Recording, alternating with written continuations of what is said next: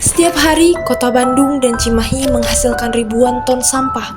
Sebagian terkelola, tapi sebagian lainnya menumpuk, tertinggal, dan terlupakan. Di Cimahi, sampah plastik menjadi masalah yang paling sulit diurai. Plastik tidak membusuk, tidak hilang, dan terus menumpuk, mengancam lingkungan dan kesehatan warga. Pertanyaannya, apakah sampah ini benar-benar akhir dari segalanya? Atau justru awal dari sebuah solusi?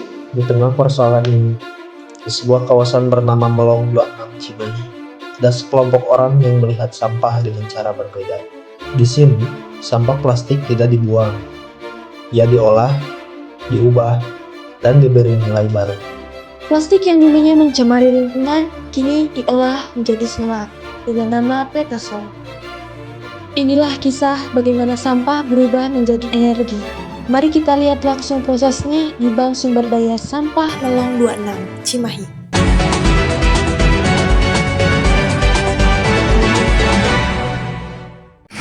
Ya teman-teman, kita lagi ada di Melong ya, Melong 26 Cimahi.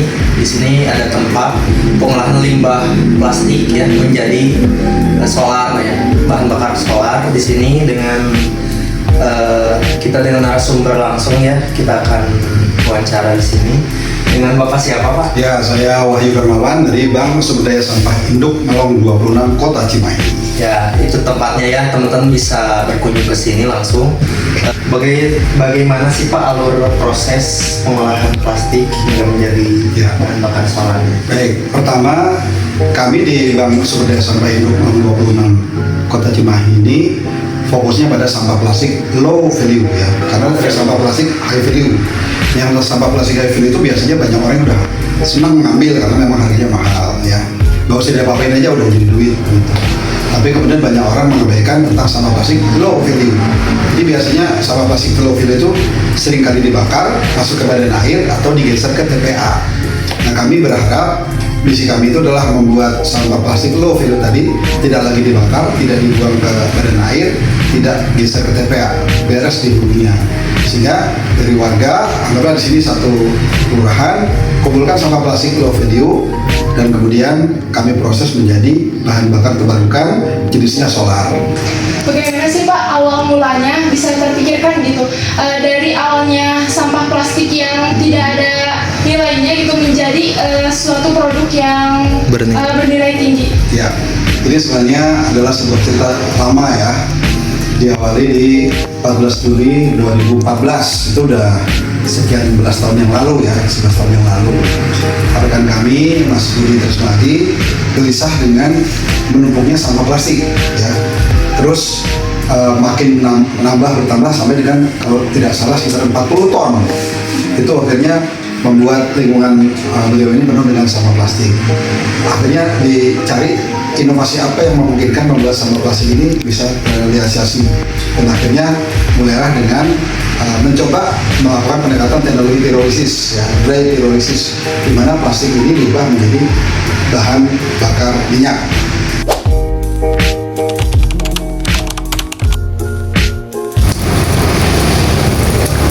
Nah, jadi sampah kan kotoran-kotoran yang ada di sampah gitu. Nah, nanti habis dari mesin titik dipilah ulang. Karena kadang-kadang suka masih ada yang masuk lah dikit-dikit ya, yang kotorannya gitu. Iya, nanti habis dipilah masuk ke alat masak, alat vaspol kurang lebih 6-8 jam. Setelah 6-8 jam keluarlah minyak bakar tapi belum bisa dipakai. Nah, sama kami di finishing atau di treatment dulu gitu. Nah, abis di treatment jadilah bahan bakar terbarukan. Nah, sebetulnya ini kami buat sebelum Perpres keluar. Kalau soalnya kan si Perpres udah ada tuh nomor 109 tahun 2025 bulan Oktober. Jadi semua BBM terbarukan dari sampah plastik atau apapun itu udah bisa diperjualbelikan. Itu udah ada dari Kepresnya gitu. Nah, nanti dibalik lagi ke anggota yang store sampah gitu. Nah, itu bisa dibeli.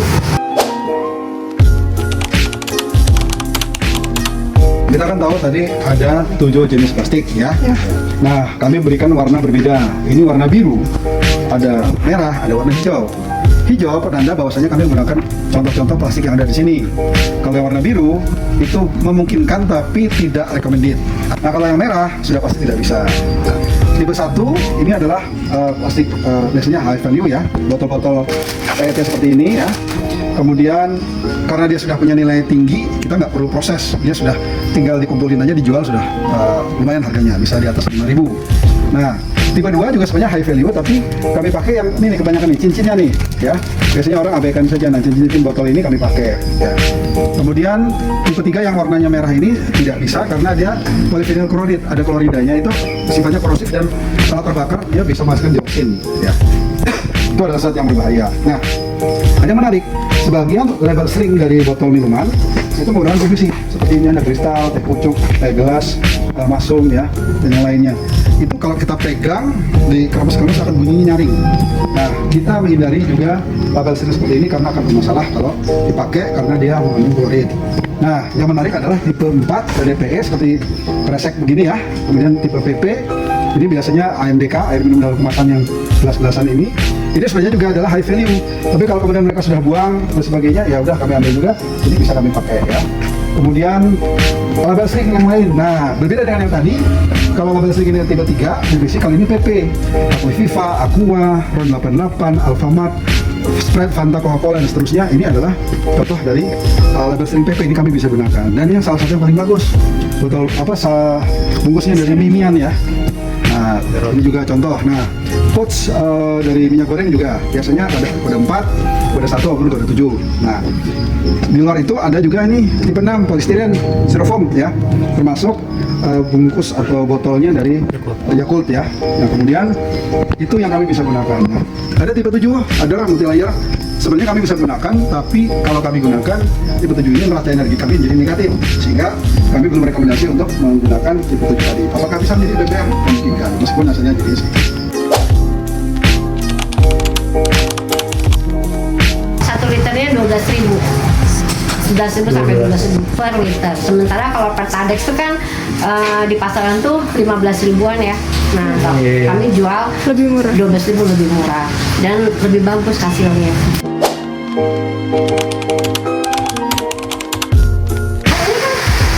Sampah-sampah kayu kan ini? Iya, Ibu. Nah, ini sampah kayu ini sama kita diterima gitu. Gitu. Untuk nanti bahan bakarnya. Kenapa dipakai? Karena ini bagus banget untuk menambah setan numbernya si solar tersebut. Jadi dia yang menambah menambah kadaran ya.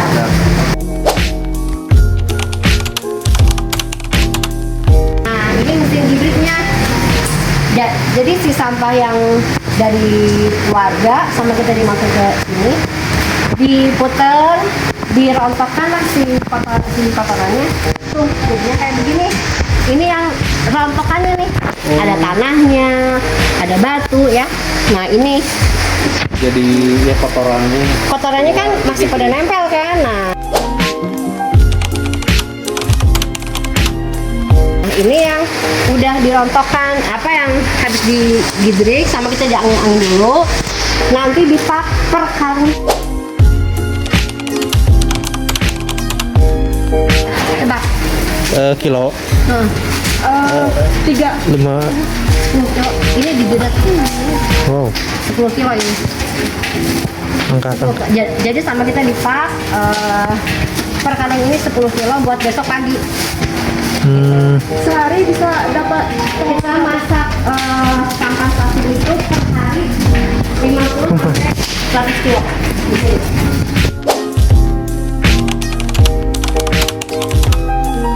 Nah, ini si sampahnya itu dimasak. Ya, jadi nanti tiap pagi di Kang Wandi bakar kayunya untuk memanaskan alatnya. Udah panas, si sampah plastiknya dimasukin ke sini. Dimasukin secara bertahap, tunggu sampai semuanya masuk sepakat, karena ini harus oksigen. Jadi alatnya itu alat yang minim oksigen, nggak boleh ada oksigen masuk ke sini, karena kalau alat vasko itu adalah alat yang menyimpan oksigen, diusahakan tidak boleh ada oksigen yang masuk ke lewat alat.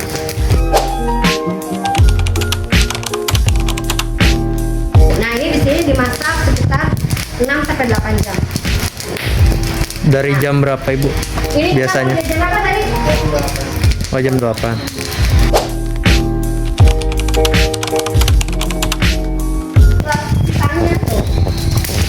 Jadi bukan sulap ya, ini bukan kita dapat beli dari SPBU.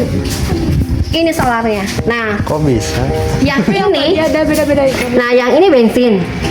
Ya, yang ini solar.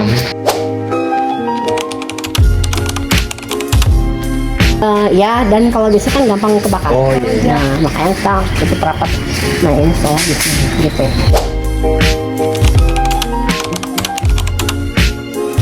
Dari kayu bakar, panas, ya, kemudian mungkin ada abu dan sebagainya. Tapi nanti ikutin jalur emisi panasnya ke sana.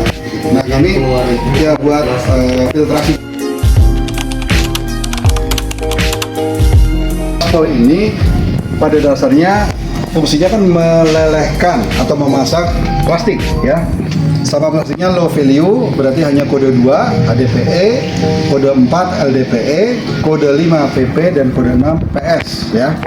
Nah, kode-kode ini tidak memiliki suhu tinggi untuk meleleh, sehingga kami biasa menggunakan suhu antara 100 derajat lebih sampai dengan maksimal 450 derajat. Sudah cukup, jadi tidak perlu dipanaskan sampai dengan di atas 500. Setelah BBM keluar dari alat ini, apakah bisa langsung digunakan? Jawabannya tidak bisa. Ya, jadi kalau ada yang melakukan pernyataan klaim bahwasanya dari mesin ini langsung bisa dipakai di kendaraan, bisa, itu berarti overclaim. Kenapa? Kalau memang diambil sedikit kemudian dipakai di kendaraan, memang kendaraan itu akan bisa tetap berjalan, tapi secara jangka panjang akan bermasalah karena kita tidak tahu ada unsur-unsur apa saja yang kemudian bisa menjadi penyebab masalah, dan itu harus diminimalkan. Karena itu kami biasa menyebut hasil dari mesin vaskol adalah bahan bakar minyak bakar, ya, atau minyak bakar saja. Kalau ini Pak untuk apa Pak? Ini adalah alat treatment. Kalau bagi kami nama lainnya alat pembuat kaya, gitu ya. Karena kalau di situ minyak bakar, setelah ke sini akhirnya hasilnya adalah petasol dengan harga yang jauh lebih tinggi. Nah, treatment ini adalah bisa dilakukan apabila minyak bakar tadi sudah memenuhi lubrisitas dan densitas yang memadai untuk diproses menjadi petasol.